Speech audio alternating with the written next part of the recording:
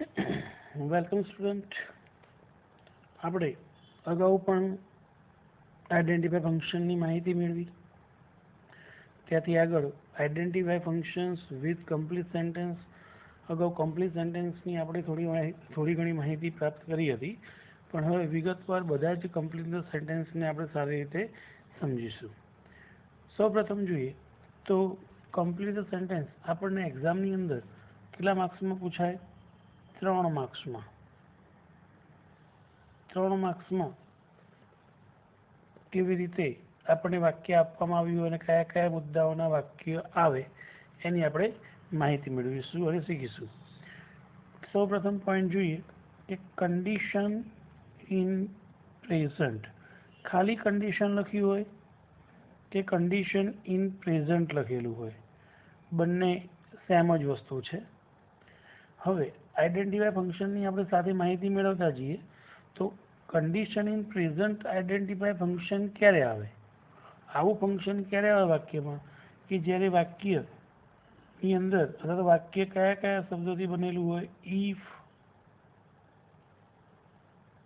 Unless, ઓર અને fourth one શબ્દ છે અધરવાઇઝ.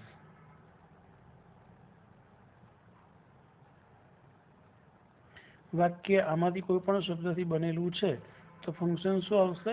કન્ડિશન આવે. કન્ડિશન મતલબ શું બતાવે છે? શરત બતાવે છે.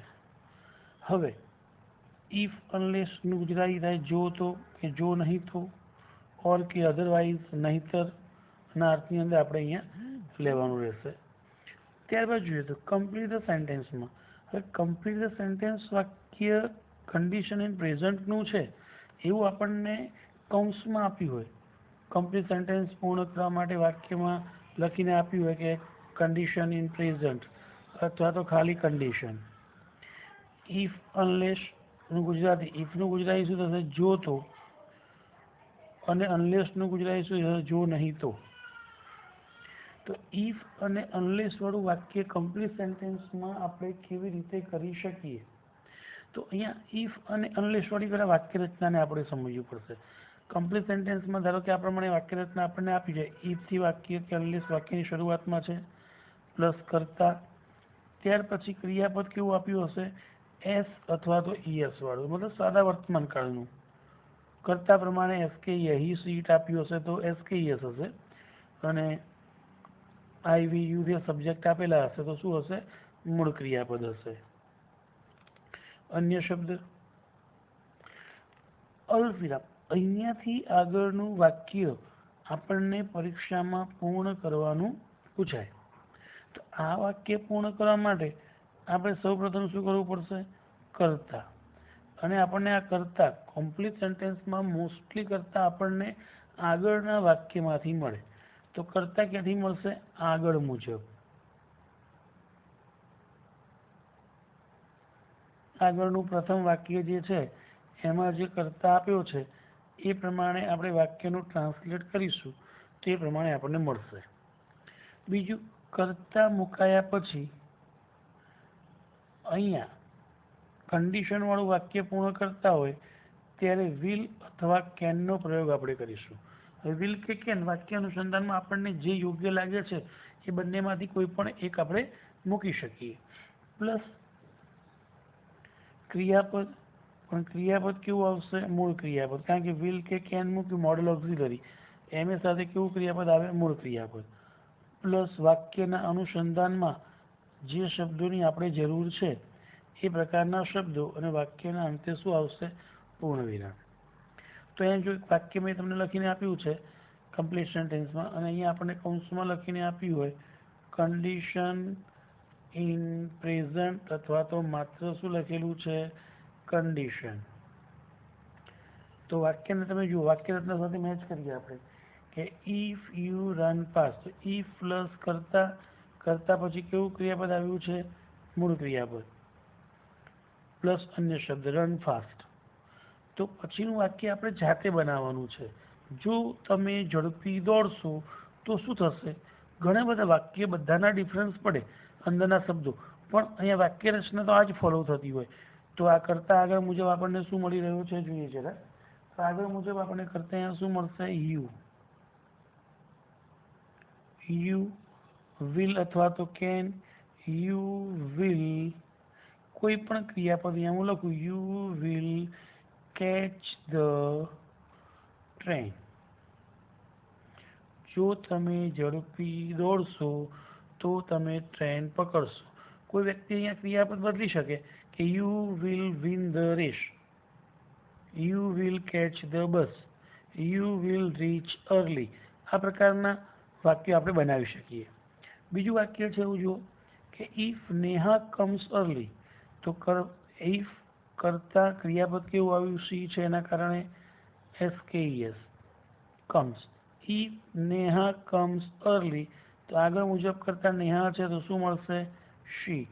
જો નેહા વહેલા આવશે તો વિલ અથવા તો કેન, તો she will get a prize. તો અહીંયા મેં ગેટ અ પ્રાઇઝ લખ્યું. તમે ત્યાં આગળ કોઈ પણ વાક્ય પર પદ્ધતિ આવી કે she will get a prize લખ્યું, તો she will get a breakfast, તેને નાસ્તો મળશે, તેને ઇનામ મળશે. એ પ્રકારનું વાક્ય આપણે બનાવી શકીએ. ત્યાર પછી ઇફ અને અનલેસમાં કેટલો ડિફરન્સ છે એ આપણે જોઈએ કે ઇફ કે અનલેસ. ઇફમાં શું કીધું? જો, તો અનલેસમાં જો નહીં તો. કે અનલેસ વાળું વાક્ય હોય એ નકાર ભાવાર્થ બતાવે. અનલેસ તો નેગેટિવ ભાવાર્થ બતાવે છે, તો અહીંયા શું થશે? વિલ કે કેન, પછી મૂળ ક્રિયાપદ આપ્યું. જો અનલેસ વાળું વાક્ય છે તો વિલ કે કેન પછી વાક્યની જરૂરિયાત મુજબ શું મુકાય છે? નોટ. ઘણીવાર જરૂરિયાતમાં નોટ મુકાય અને ન જરૂરિયાત હોય તો ક્રિયાપદના આધારે પણ ચાલી શકે એમ. તો એ વાક્ય આપ્યું છે અનલેસ સી વર્ક્સ હાર્ડ, જો તેણી સખત મહેનત કરશે નહીં તો. આગળ મુજબ કરતા શું મળ્યું આપણને? શી. વિલ કે કેન, તો શી કેન નોટ પાસ. આપણે આગળ લખવું એટલે કે she can not pass the exam.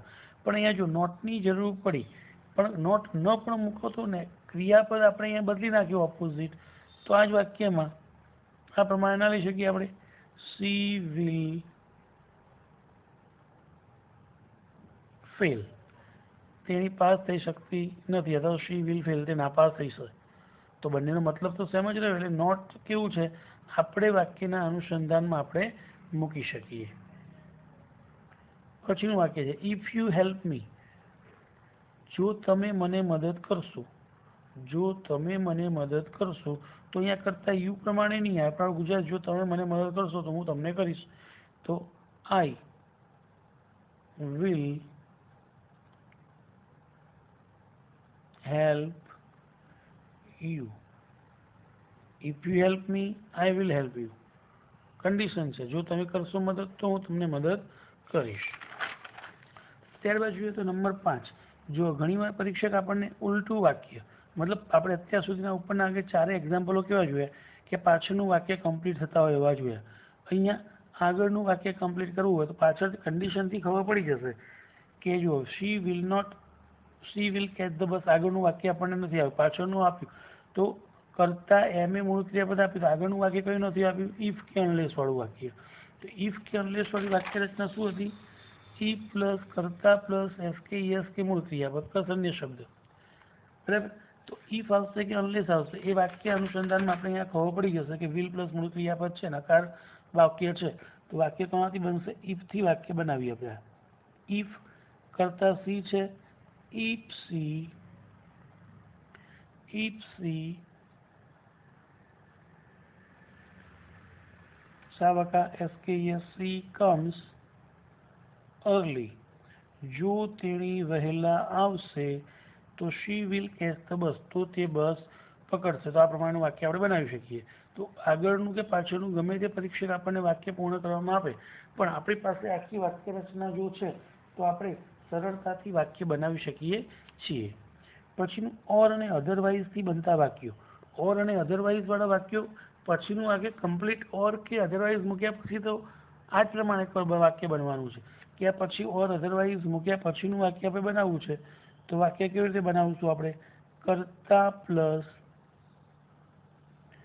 Will cell, will અથવા તો કેન પ્લસ મૂળ ક્રિયાપદ પ્લસ અન્ય શબ્દ જરૂરિયાત પ્રમાણે જેવું વાક્ય આપણે બનાવી રહ્યા છીએ એ પ્રકારના શબ્દો આપણે મૂકવા પડે.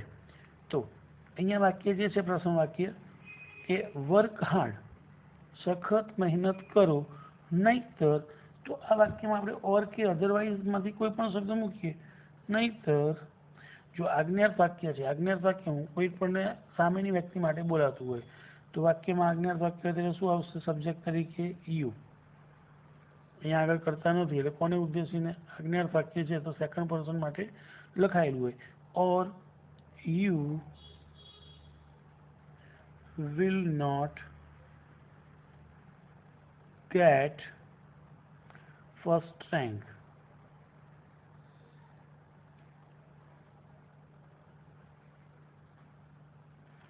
Work hard or you will not get the first, or you will not pass in exam. વાક્ય પાછળનું ગમે તેમાં પદ્ધતિ આ પ્રકારની હોવી જોઈએ. બીજું વાક્ય ડોન્ટ ડિસ્ટર્બ મી, મને ખલેલ પહોંચાડશો નહીં, અધરવાઇઝ, નહીંતર, અહીંયા આપણને સબ્જેક્ટ આગળ મુજબ મળે છે, અધરવાઇઝ આઈ વિલ પનિશ યુ, અથવા તો કહે છે કે હું તમને સજા કરીશ, અથવા તો એવું પણ કહી શકાય I will complain the teacher, હું શિક્ષકને ફરિયાદ કરીશ. ગીવ હર બુક્સ, તેના પુસ્તકો આપી દો. ઓર otherwise she will complain you. She will complain you. તે તમારી ફરિયાદ કરશે. પછીનું વાક્ય છે કીપ ક્વાઇટ, શાંતિ રાખો, શાંતિ જાળવો. અધરવાઇઝ, આ વાક્યને આપણે આ રીતે પણ અધરવાઇઝ